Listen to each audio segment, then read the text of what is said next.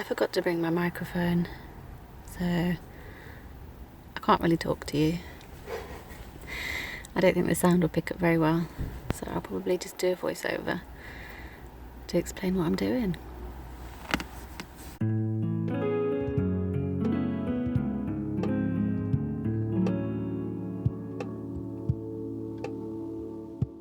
Hi everybody, welcome to Studio Diaries vlog number 10. You just saw me apologising because I was using a single-use cup.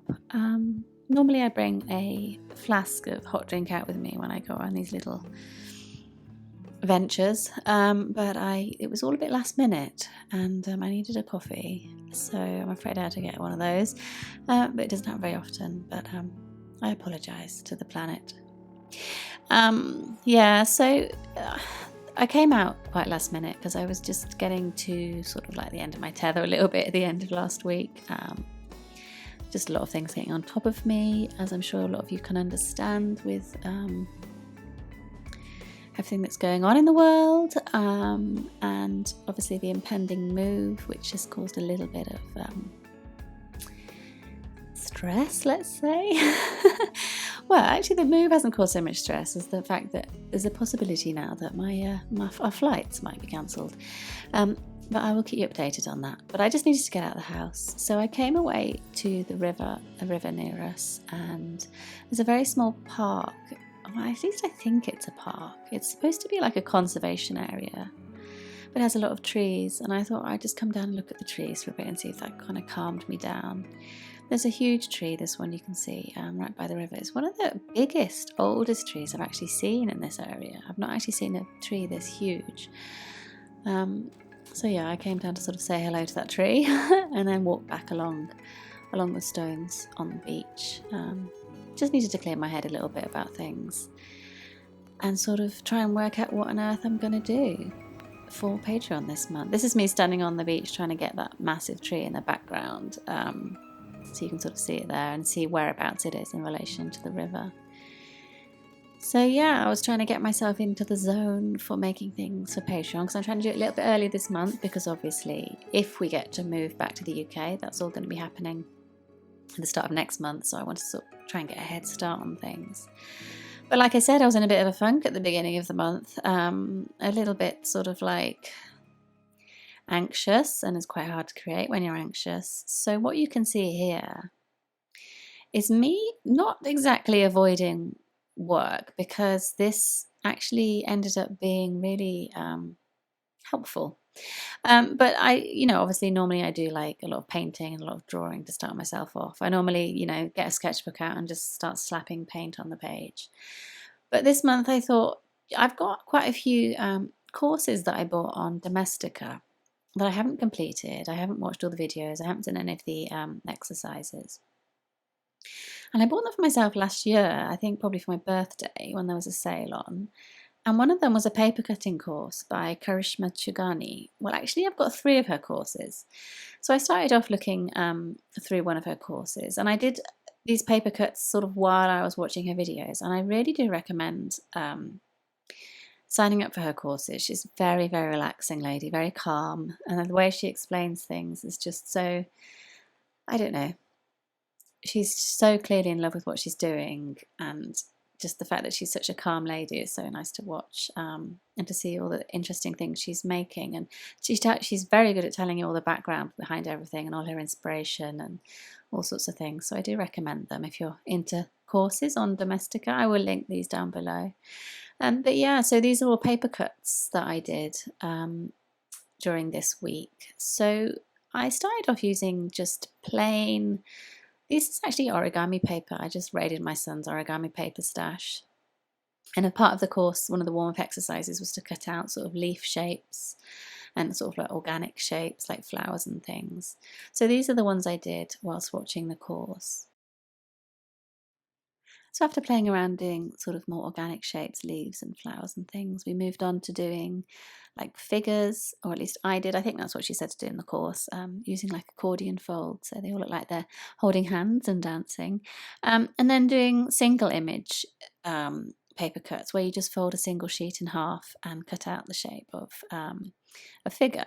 So I wanted to do a female figure, or at least a sort of a female figure. And I wasn't quite sure what shape to do her in. I thought maybe I won't do a dress this time, so I did her not with a dress, and then it ended up being quite, I don't know, not saucy. I mean, it does look a bit like she doesn't have any clothes on, but it was just, I don't know, doing a random shape with like random little curly whirly shapes cut out of it. And then I went back to doing the accordion folds at the weekend, and I cut out these trees. I wanted to do some sort of imagery about trees with big roots. My son and I had this conversation recently about getting a job when we moved back to the UK, and whether or not I'll have much time to do any artwork and stuff. And he got really angry with me and said that I absolutely have to carry on. He didn't get angry. That's not true. He did say to me, though, you must carry on doing the artwork and the drawing and stuff. You mustn't stop doing that and keep making the videos, Mum. And I said, yeah, that would be nice. And he said, why don't you make a book? Like write a book or draw some pictures for a book. And I said, well, I would do if I had any ideas, because I always struggle with ideas for things like that.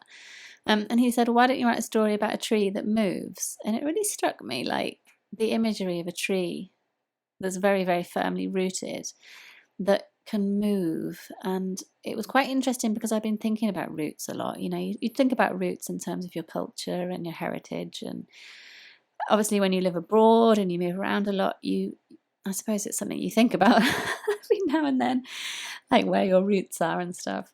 So I'd cut out this figure of sort of like a character. I suppose it's sort of like a self-portrait. And I was trying to make her look as much like a tree as possible. So the hair, this is like the footage of me unfolding it after I'd cut it. I think I used a scalpel and the scissors. And I'm just using plain, like really, really cheap, thin A4 paper. But it worked really well. It's just the right sort of weight. But yeah, I was trying to make a figure that looked as tree-ish as possible, so her hair is also like branches, and then her dress has got the roots all over it. So I decided to draw her clothes this time, and sort of like patterns of the bark perhaps on her top and things like that. And I really liked it, and I think I might go somewhere and do something with this, but I'm not quite sure. But I've scanned all of these paper cuts into the computer anyway, and so I have the option of playing around with them a bit later on.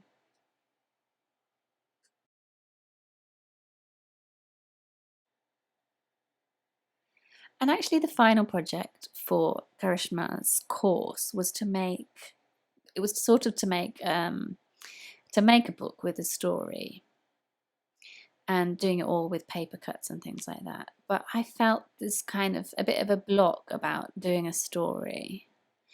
I don't know, I'm one of these terrible students that when the teacher says, okay, here's your final project, this is what you've got to do, I immediately want to do something completely different, which I know has sort of frustrated teachers of mine in the past. But I find, I don't know, if I have a really good idea for something else and the teacher says, no, you've got to do this, it's sort of, I sort of get a bit frustrated. But so I didn't really want to do the final piece project suggestion that she had in her course. And I'm sure that's, you know, totally fine with her. As long as somebody's making something and using the skills she's been teaching, I'm sure she doesn't mind. So I actually ended up doing a light box, or a shadow box it's called, sorry, not a light box. So like a piece with a series of layers of cutouts. And I decided to use this craft paper, and this craft paper is quite thick, and I did actually find it quite hard to work with, actually. It was quite hard to get my craft knife through it, my scalpel through it. But I liked the weight of it, and I wanted to try like painting on it and sort of making it coloured, and I wanted to see what that would do with craft paper. And I figured it had to be a fairly strong paper to stand up to being made into a shadow box, and it sort of worked out. I'm not sure I would use this paper again, but instead of doing a story, I kind of did 4 layers of sort of, I suppose, a little bit about things I've been through in Japan. So we've lived in Japan for 5 years now. And over that time, I suppose it's not really so much about our life in Japan over that time, like going out and doing things, but more about my own sort of creative route, things I've been drawing, things I've been thinking about, sort of symbolism that's come up. So you can see the lighthouse symbolism that has been sort of a big thing for me recently. But yeah, so I thought I'd just do like a sort of a 4-layer shadow box just to kind of play around with the paper cutting skills. And I'll share a picture of it in a minute just to show you what it looks like. I did put it on my Instagram, but I'll pop it in here so you can have a look.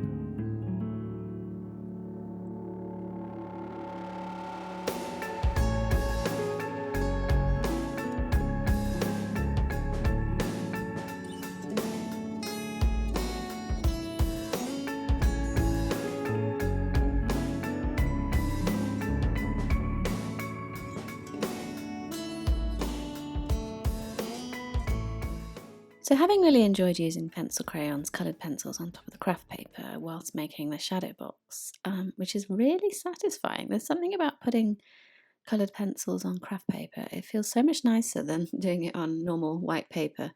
Um, so I'm really glad that I dug out my craft paper for this project, because I then went on to start painting watercolour on the craft paper. And I didn't actually have to mix it with white. I thought I'd have to put like a little bit of white watercolour in to kind of make it stand out. But for some of them I didn't.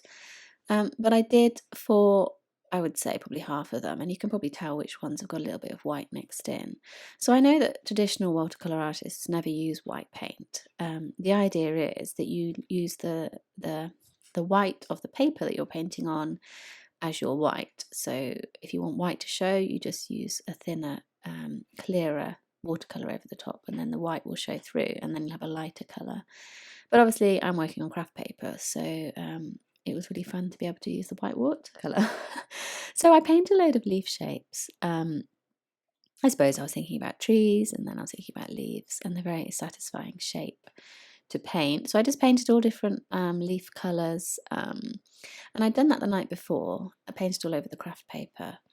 So then when I came to it on this day, I had great fun going over it with coloured pencils and drawing on the lines and things. And there are a few non-leaf shapes mixed in, a few flowers and petals and things. But yeah, and then I cut them all out. And when I cut them off the craft paper, I did think, oh, they look quite nice on the brown background. I did quite like them on there. But I cut them all out and I made a lovely satisfying little pile of leaves, which I think what I'm doing here is I'm arranging them into a sort of a squarish shape so that I can pop them onto Instagram and have a sort of photographic record of them, because I don't know what I'm going to do with these yet. But yeah, it was just, I guess it was all part of my sort of experiment phase. I do go on later to scan these in, so perhaps some of these will make their way into my Patreon sheets this month. Not really sure yet, so we'll have to see. But yeah, I just thought they looked lovely all in a sort of little pile on the table like this.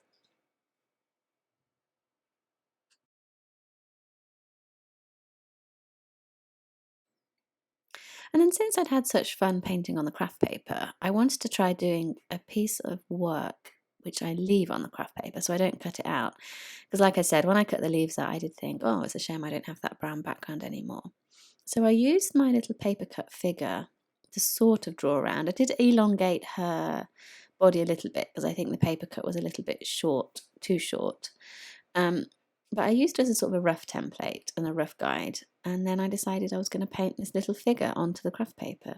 So this is me using white watercolour. So this is what a white watercolour will look like if you paint it onto craft paper. So it does have, it's not completely opaque, which is fine because I quite like to get the watercolour sort of texture.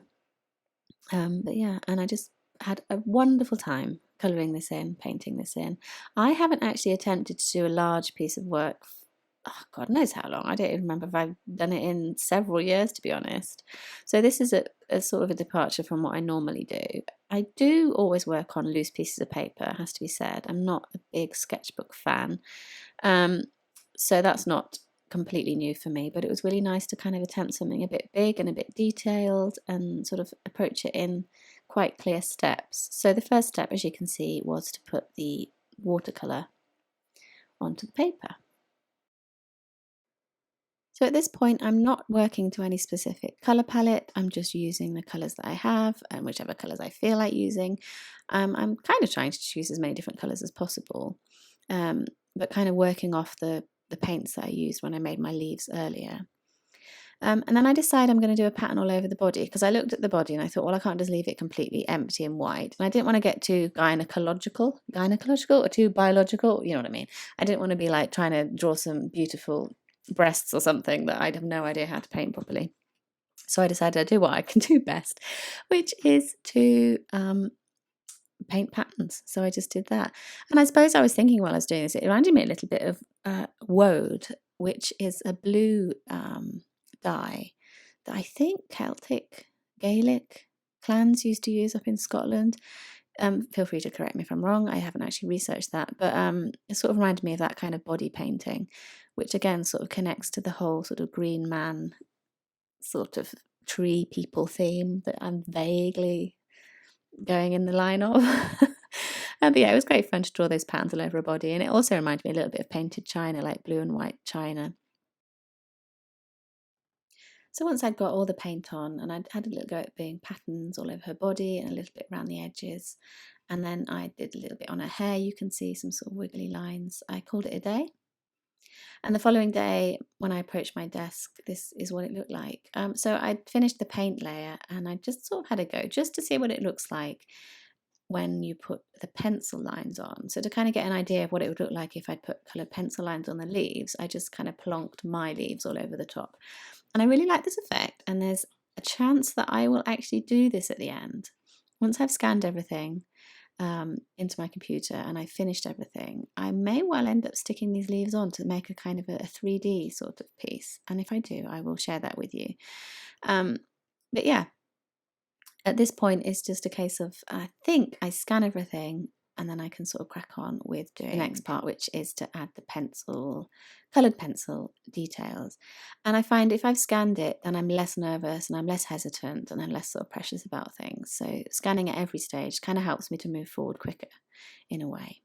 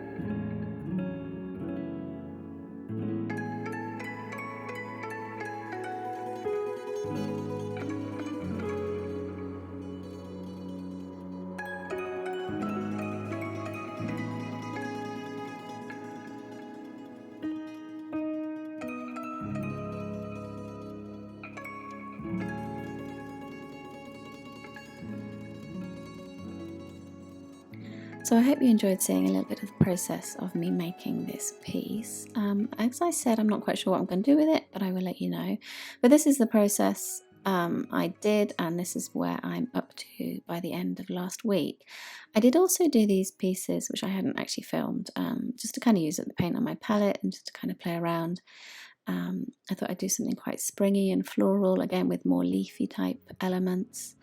And these things here, I'm going to have a go at making mirror images digitally. So I've only drawn the half of some faces, and I'm going to try and flip them on Photoshop, sort of like a digital version of a folded over paper cutout. And other things on my floor waiting for me to sort of deal with next week. Oh, my son got these toys off the shelf. I thought I'd show them. They were just sitting on the floor. Some random toys. We made them ages ago when he was like 2, I think, or 3. Random block wooden toys, but they were quite cute. Yeah, I also went to a local paper museum and grabbed some Japanese paper because I'm thinking of trying a little bit more paper cutting, and natural fibres and thin paper are the best papers to use, so I'm going to have a go with those next week. Oh, and there's also a little concertina accordion fold cut out that my son did, which I thought was quite cute.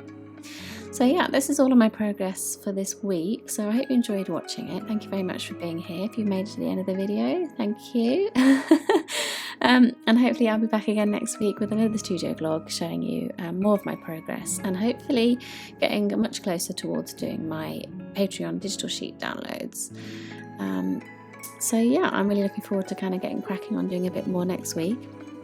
And I hope everybody's well. I hope you're all keeping yourself as comfortable as possible emotionally and physically throughout everything, and I will be back next week with another video hopefully. So thank you so much for watching. Super big thank you, extra special thank you to my patrons for supporting me and allowing me to do all of this. And oh, this is my colour palette I'm thinking I'm working on, by the way. Sneak peek Patreons. That's probably going to be my colour palette for the digital sheets. So yeah, thank you everybody, and I will speak to you soon. Bye.